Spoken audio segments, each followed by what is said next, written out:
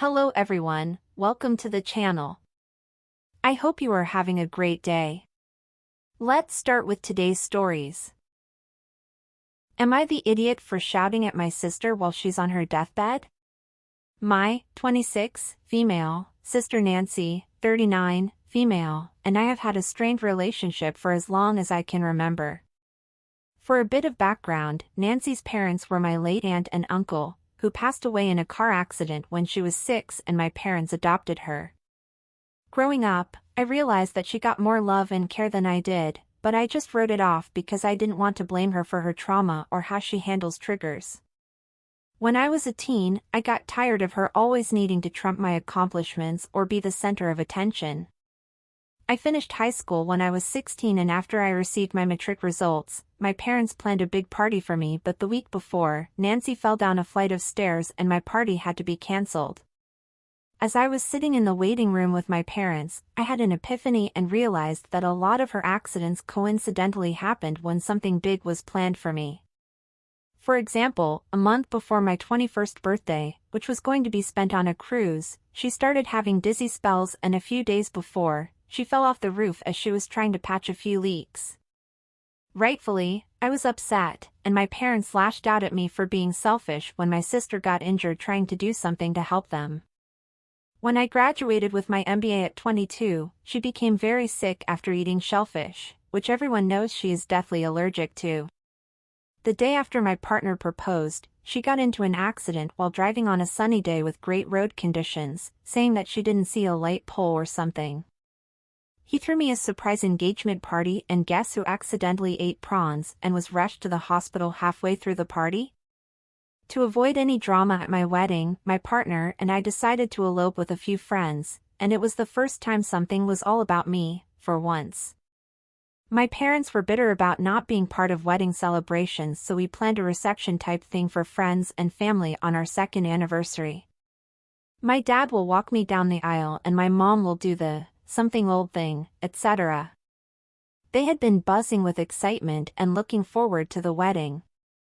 The event is this coming weekend and guests have already started flying in as they want to celebrate the whole week and treat it as a reunion of sorts.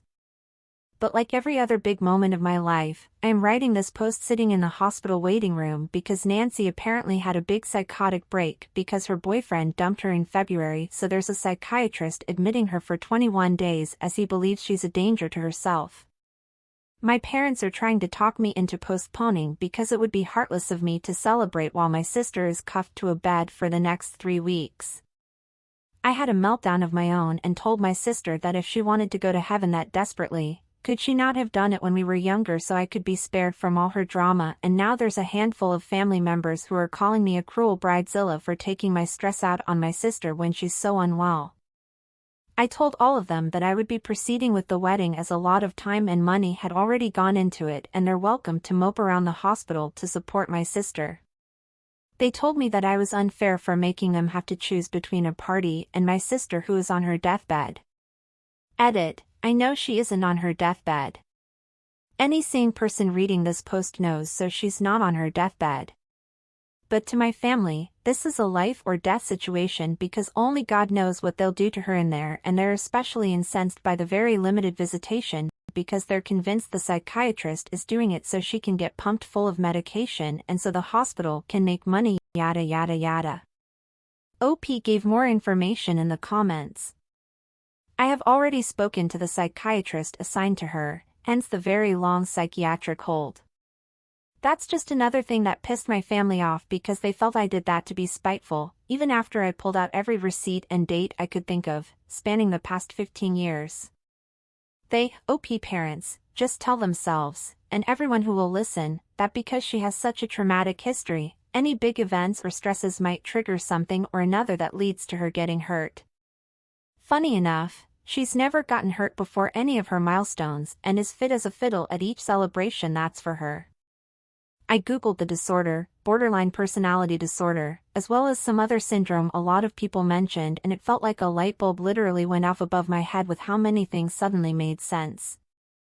I presented to her psychiatrist after he heard what I said to her, and my parents, as usual, just brushed it off as her just being overwhelmed by big changes and thus being more prone to stress, leading to her accidents.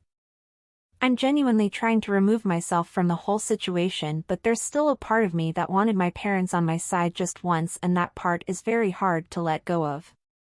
This is just something else I'll have to talk to my own therapist about next session.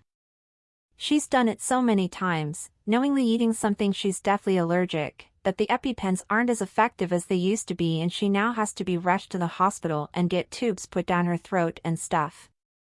It's the most unbelievable thing you will ever see. It just feels like so much has happened in a relatively short space of time, and I probably am very emotional and easily triggered now. A lot of my cousins have distanced themselves from her because she'd pull similar stunts before or during their weddings, gender reveals, etc. Oh. I gave birth in March last year, and at that time, she fainted in the delivery room, and I got smacked from my dad for allowing her to see something so gruesome, when I know she's fragile. Just typing that out made me laugh a bit because it's just so unfathomable, lol. I'm actually thinking of asking one of my older cousins to walk me down the aisle, and I have heirlooms from my late grand that I can use as my something old, so I'm starting to feel like I don't even really need my parents there. Wow, OP. This is a very odd situation. At first, when you started telling us about your sister's accident history, I thought you were exaggerating. That it was really just a coincidence, that they happened close to your big events. But the more you told us, the more I was surprised that no one else, in this case your parents, also made that association.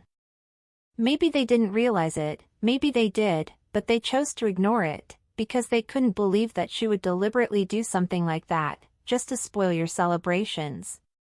Yes, I know there are people that get triggered because of stress, and become clumsy and forgetful, consequently having accidents. But that usually happens when there is something big happening with them, not with their relatives, unless, maybe, if it is something bad, which it wasn't in OP's case.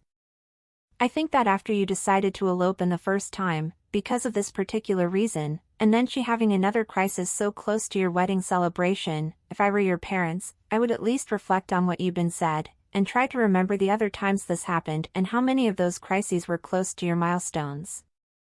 But they don't even bother to do that. And from what you said in the comments, it's not just with you that she did something like this, with other family members as well. Do you know if she ever did that with friends? Classmates? Co-workers? Was the reason her boyfriend broke up with her? Oh, is she going, or did she go to therapy? If not, she must start immediately. It's time to find out why your sister does this, if it's intentional or if it's her subconscious making her hurt herself to turn the attention all to herself. Why she feels this need to always be the center of attention, even when she shouldn't be. But no, OP, you're not the idiot. Oh, and good luck on your wedding anniversary celebration. I hope it's great. And hope everything works out with your family. And what do you guys think? What would you do if you were OP? Leave your comments down below. Now let's read the comments before going to the update. Why are you still in contact with any of these toxic people? It's very hard unlearning the whole family is everything thing that has been drilled into my head for as long as I can remember. I have always had this stupid hope that things would be better. Hindsight is 20/20, but I wish you would have called it right before any of these events. When I graduate, she will have some emergency. When we have our wedding, she will try to grab the attention somehow. They can't think this is all a coincidence. Plus, this is the reason you eloped in the first place. I don't know how they don't see it. Not the idiot, oh come on, how can your parents not see the pattern? She had an accident right before any big event for you. Once or twice is one thing. But it's repeatedly. You told your sister that you wish she was dead. You are the idiot for that. Not the idiot for the rest of it. Cut all contact with her, don't tell her you want her dead, because it honestly sounds like she would do it if it meant spitting you. Your sister is a drama queen and your parents are her flying monkey attendants. Deathbed? What the F? She's on psychiatric hold, which is hardly a deathbed. Please go no contact with these people. Who knows what antics she will pull when you are in labor trying to deliver your first child. Not the idiot. Not the idiot. Your sister is a nutcase. Your parents have been enabling her behavior for years. Continue to have your wedding and best wishes to you. Good luck. Info: have you and Nancy completed 23andMe, or something similar? She not like, secretly, your biological mother, is she? This exact thing crossed my mind a few years ago because I genuinely couldn't understand why she hated me so much, but she was 13 when I was born and there are quite a few pictures of my mom pregnant with me and stuff. And what do you think of the video so far? I hope you're enjoying it. Oh, and don't forget to leave a like, subscribe to the channel and turn on the notifications to know when a new video is out. Now let's go to the update. Update. First, my sister tried to discharge herself by signing a refusal of hospital treatment, which wasn't successful, and she apparently had a whole meltdown and hurt one of the staff members, so she had to be sedated and restrained. After I heard about this, I decided to call her psychiatrist up again and told him that this is part of her modus operandi. She'll get hurt, and then once she's gotten enough attention or something of mine has been cancelled, she'll then get herself discharged because she's miraculously feeling better. And I think that's what she was banking on now, but what she didn't consider is that psychiatric hospitals operate very differently from regular hospitals.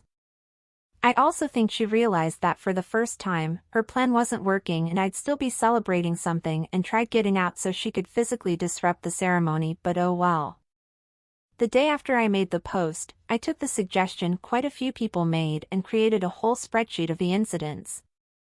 I went through the discharge papers my parents still had at their house and went through a deep dive of my iCloud to find old pictures and stuff of special moments in my life and then compared all the dates. Lo and behold, there were 11 special moments and 10 discharge papers, all with eerily close dates, from a few years before my 16th birthday to now. I showed this list to my parents and nothing. They decided to stick to their guns, telling me that my sister has always been clumsy and the stress of big events would obviously make her more prone to getting hurt. I then asked them why she never had any accidents before or after her own milestones, like her graduation or her engagement party, and I didn't get an answer. I felt my heart break into a million pieces and decided to just cut my losses because I really was talking to walls. I then told them that I was okay with them not attending the wedding ceremony they had guilted me into having and that I had enough people who truly loved me there to support me. I also told the other flying monkeys in the family that they had my permission to stay away and go sit in the hospital, waiting on someone who currently isn't allowed to have any visitors. I then switched my phone off so that I could focus on getting ready for Saturday, and all communication had to go through my partner, who was filtering out everything before it reached me. The ceremony started off great and I actually don't regret doing it, even though I didn't want it in the first place. It felt so darn good to see relatives and friends I hadn't seen in a while. Halfway through, my parents arrived and my dad started talking to other relatives about how disappointing it was that he didn't get to walk me down the aisle a second time and how he didn't raise me to be so selfish by celebrating things while my own sister is probably chained to a bed with no one there to support her. My relatives then talked him into leaving and I didn't hear about his tantrum until this morning, which I'm very grateful for. My relatives also had to deal with a friend of my sister's turning up to the reception in a white dress, but the joke was on her because I was in a modern traditional Basotho dress and I still fully stood out as the bride. Right now, I honestly just feel numb and defeated. And it feels like I've lost my family even though they were never really family. It hurts to be in this situation and a part of me is mourning what could have been or what I deserved but never got. A lot of people told me that going no contact is never easy and I think it's finally starting to sink in. But a lot of people also told me to focus on the good. I have a lot of good things going for me now and I should be in the moment. This might not be the dramatic update people were expecting, but that's all there is for now. Well, OP, I was hoping for a better update, but unfortunately, it is what it is. I'm sorry about your parents' behavior at your wedding, but I'm glad you had people who sheltered you from the mess, and you and your husband could enjoy your celebration without any problems. And from what you told in your update, now we know for sure that your sister is very aware of what she has been doing to everyone over the years. And when she attempted to leave the hospital, it was her trying to sabotage you again, but at least this time, she was stopped. Maybe no/low contact with your parents, it's better at the moment. Perhaps you all need some time away from each other, so they get a new perspective and maybe in the future, they'll realize you are right. But I also hope, OP, that your sister gets the help she needs. She has a serious problem and she could not only become a risk to herself, but also to others. All the best, OP. And what did you guys think of all this?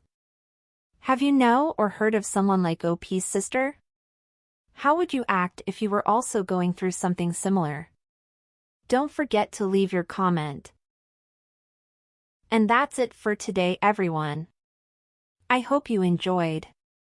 Until next time.